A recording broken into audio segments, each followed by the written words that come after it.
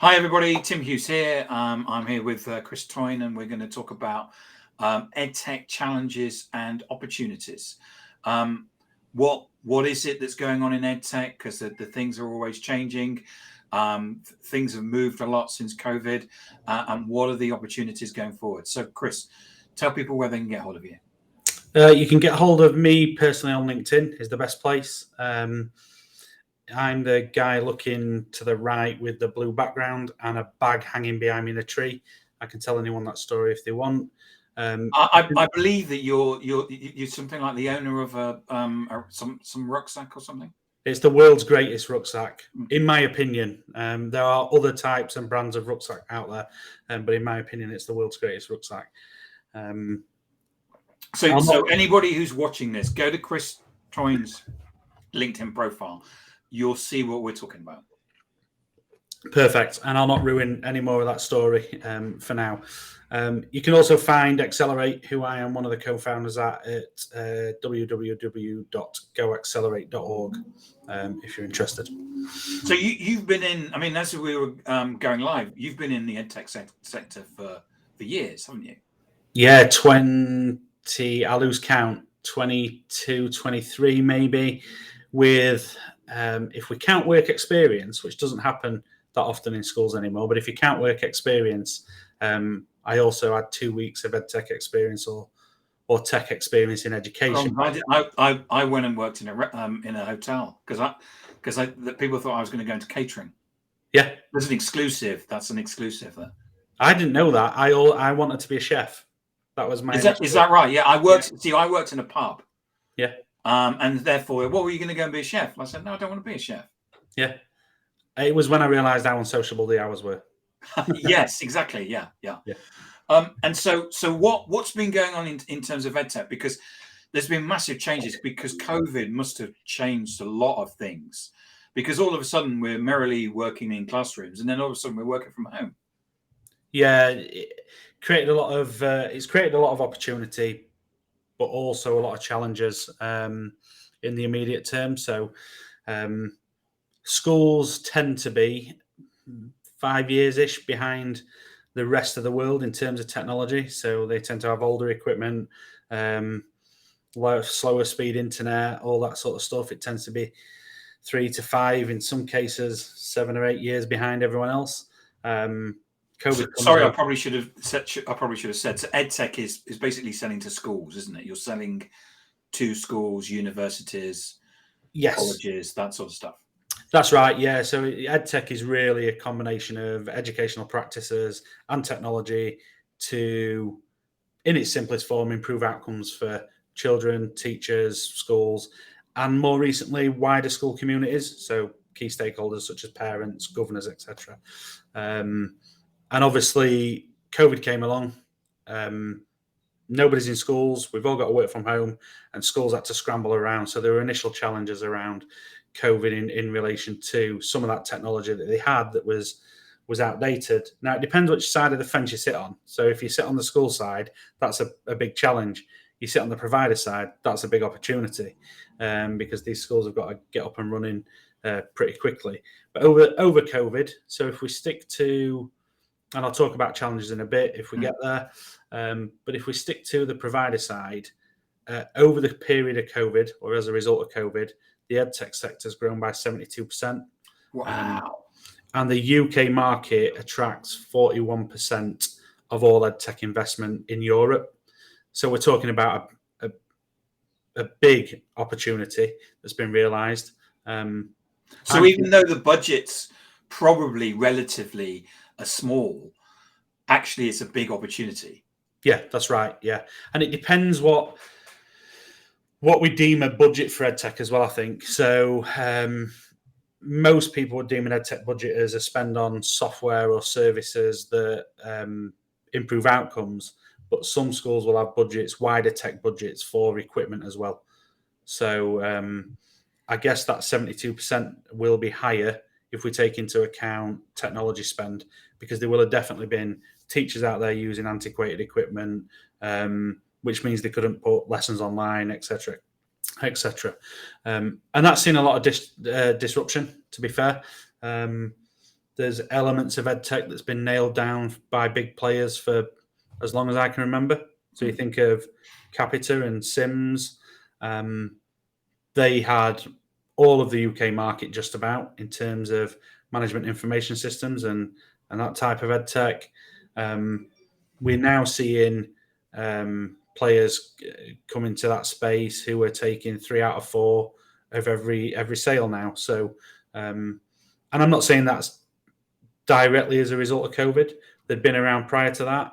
But when you've got office staff who need to work from home, who are used to working a certain way with servers in their office and nothing online and no cloud-based platform, they certainly made decisions based off the difficulties and challenges that they had throughout COVID to move to a cloud-based, more modern offering.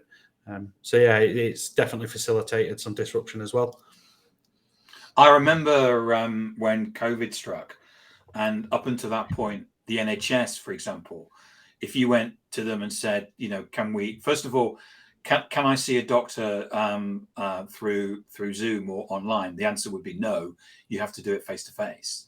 And then they'd say, we don't have the technology to do it. And then COVID struck, and all of a sudden, the government just wrote a check, and everybody in the NHS was suddenly online. Yeah. And now you can't get a face-to-face meeting with the doctor. You have to do it online. Yeah, and it's so parents' evenings are all online now. Both of them. From my experience, yeah, the vast majority of parents' evenings are online, and I think there are some benefits to that as a working parent. There are some disadvantages. There's something to be said about meeting people face to face as well, I think. But one of the challenges. So if I think about how schools have interacted with parents, one of the challenges that was presented throughout COVID was the disparity between offering from schools. So obviously I'm not going to name any schools, but my daughters at the time were in different schools. One of them really nailed the home learning aspect. There were online lessons really quick. There was support for parents really quick. There was packs flying around all over the place. I knew she was getting less disruption in her learning to my other daughter, who kind of a forgotten year where they weren't in the key years of her education at that stage.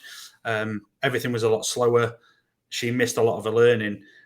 So there was definitely a challenge for parents and children that might stick around for a long time in terms of lost learning as a result of COVID. And again, some of that's probably down to the technology. So if they've got poor technology, they can't scramble and cater for learning as quickly. I remember being in France on holiday when there was in 2020 when they announced that all of the exam results were going to be delivered by the teachers were going to say what the exam results, or was it there was AI was going to do it or whatever. And I remember listening and people were saying that ultimately people find their own level. Yeah. I'm a fan of teacher assessment, if I'm honest. So I've worked in education for years and years and years, and I've always struggled with everything you've learned for, year 1 through to year 11 comes down to what you can remember in an hour and a half exam. So I'm a big fan of teacher assessment, and I thought that was a good thing. And interestingly, the results went up, and they've now come back down to pre-COVID levels, and we're now having conversations about results pre and post-COVID and during COVID and all that sort of stuff.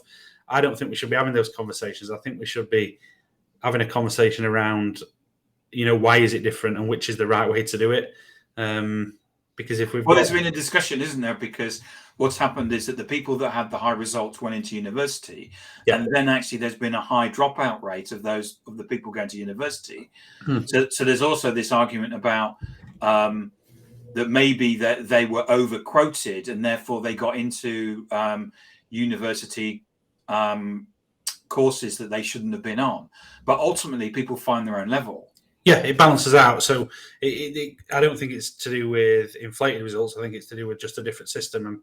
And like you say, people finding a level. We'll probably never find it now because we've gone back to the old system. So that'll all level out again eventually. But I would have liked to have seen teacher assessment stay with maybe some sort of test or assessment that helps moderate the teacher assessment, rather than we've just gone back to it's a test and that's the outcome of the assessment. So we've now come out of COVID. So what are the challenges and opportunities? And I'm just going to do a timestamp. So we're talking on the 26th of September 2023. Yeah. And we've had the last 2 weeks of an announcement that there is dodgy concrete in some schools. Yeah. And in fact, that some of the schools have had to close, so that those schools have actually had to go back to doing online or get alternative buildings or something. So there's still challenges going on.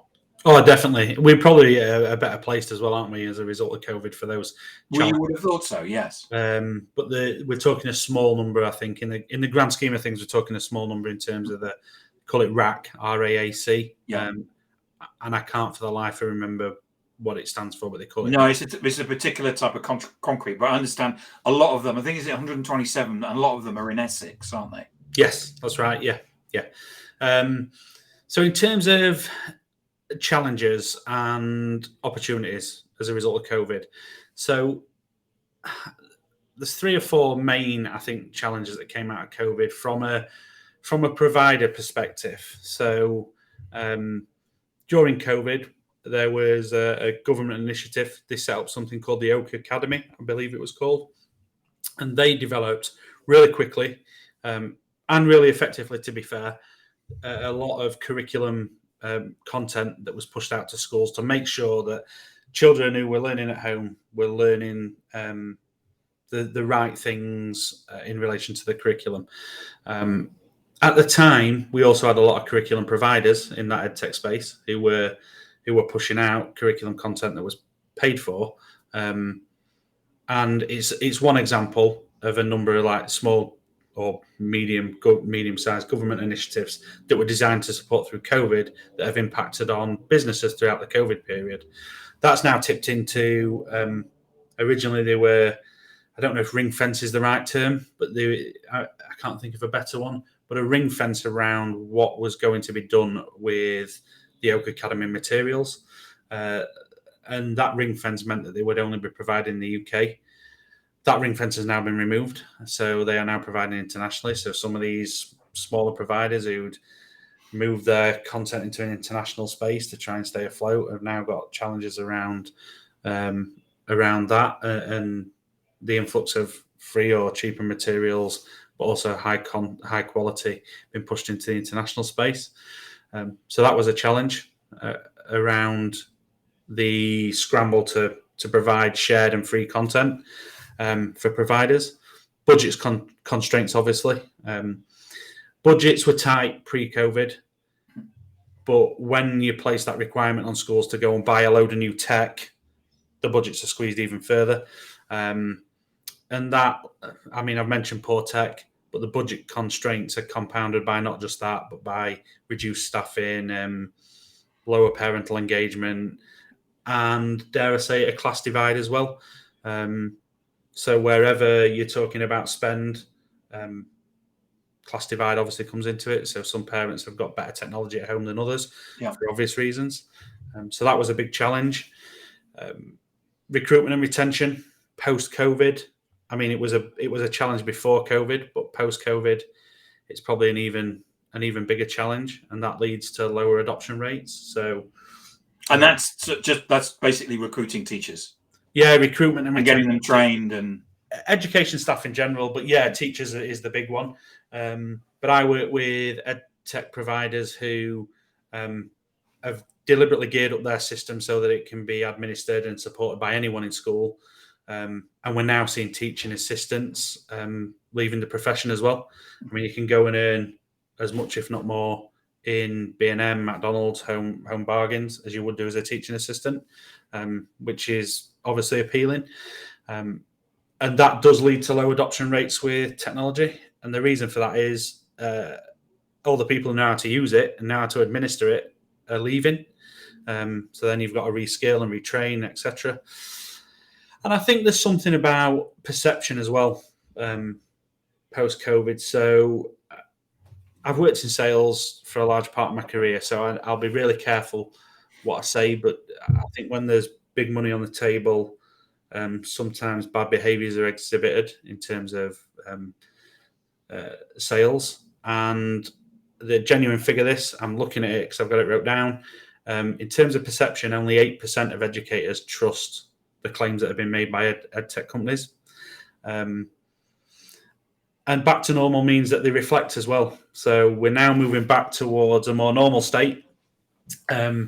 Teachers are reflecting on what they used during COVID.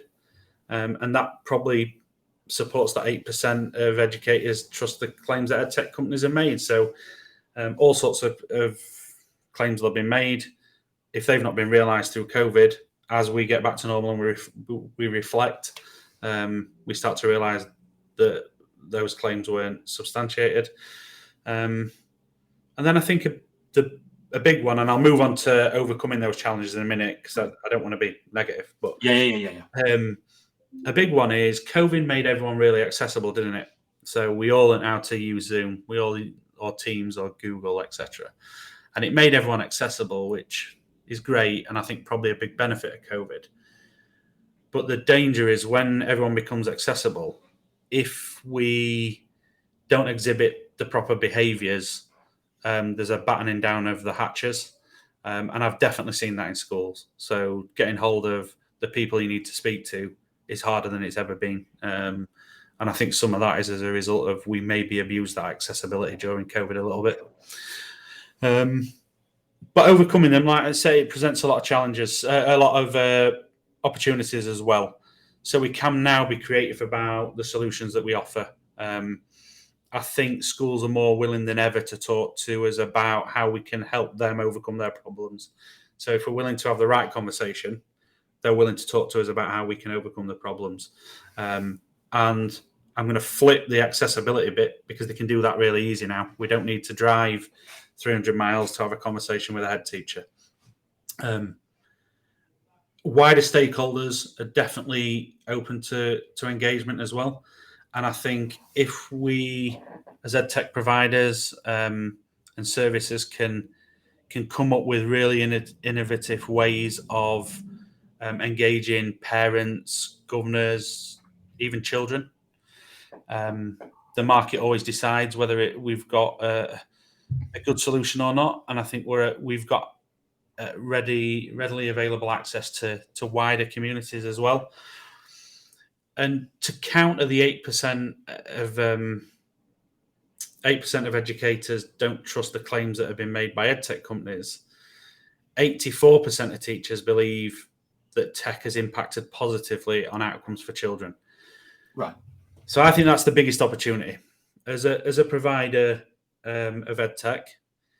If you're working with schools and they are in that 84% who believe that your software or solution is impacting positively on outcomes for children, then we've got a real opportunity to sharpen up on our referral models. So if we're talking to schools, they believe there's an impact and we want to overcome that 8% perception, we've got an opportunity to work with schools to develop referral models. And there's nothing better in any industry, but more so in schools, I think, than a buyer recommending your solution to other I think buyers. Referrals in EdTech must be. Oh yeah, it's definitely the best way to go, and we have got that opportunity.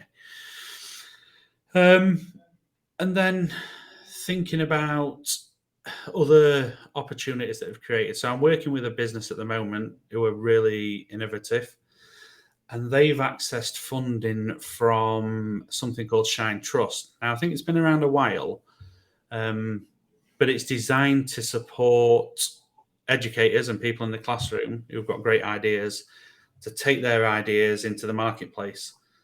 So there's now smaller groups and pockets of funding being made available for people who've had good ideas during COVID to bring those ideas to the market. So we're talking about teachers who are now supporting teachers, but in a different capacity. So yeah, plenty of opportunity. as a result of some of those challenges. And I go on, sorry, Tim. No, you go on. Well, I was looking at the time and thinking we said 20 minutes. So I was going to summarise by saying we've got an opportunity as EdTech providers to really look forward. So we've learned a lot through COVID. And if there's one piece of advice I could give any EdTech provider, it'd be build a solution or a service for schools of tomorrow and not schools of today. So I think we've been guilty in the past of looking at the here and now, and that's why we're 5 years behind. We've got an opportunity with a load of information that we've learned to build solutions for tomorrow. Fantastic. Chris, thank you so much for coming on and talking to us about EdTech and the challenges and opportunities. And it's been a wonderful walkthrough in terms of understanding what it is and where we're going, and some great advice in the summary as well. Remind people where they can get hold of you. They can get hold of me on LinkedIn, World's Greatest Rucksack, and also on my company website, which is www.goaccelerate.org. And thanks for having me. Really enjoyed it. Good. I'm glad you did, and I hope people that have got something from it. Likewise. Thanks, Chris. Take care.